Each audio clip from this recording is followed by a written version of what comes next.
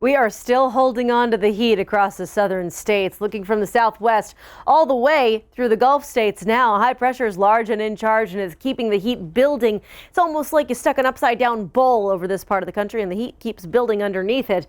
Well, that's what we're dealing with here. Daily records are being challenged and high temperatures are way above the historical averages. It's leading to a high cooling demand too and a lot of issues with heat related illnesses. So make sure you're taking care of yourself. If you live in any of the states on the map here, you can see the population, more than 104 million people, just about a third of the U.S. population under heat alerts as we go through this Tuesday. In fact, you can see the map here between our heat advisories in that burnt orange color and the bright red excessive heat warnings stretching all the way back into Southern California. Cities like Little Rock, Dallas, Austin, San Antonio, back toward Amarillo, Albuquerque, Tucson, and Phoenix in these alerts. Now let's hone in on Phoenix, because Phoenix, today is your day. 18 days in a row we've had temperatures in Phoenix, Arizona of 110 degrees or higher. That has tied the previous record for consecutive 110 or more degree days.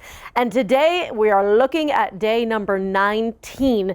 To put that in perspective even more, we generally for the entire year in Phoenix see 21 days of 110 or higher, and we've already reached that point. We're going to add more to that today. Another city we've been really watching is El Paso, Texas, because El Paso has blown past a record of 23 straight days of 100 degrees or higher. That was all the way back in 1994.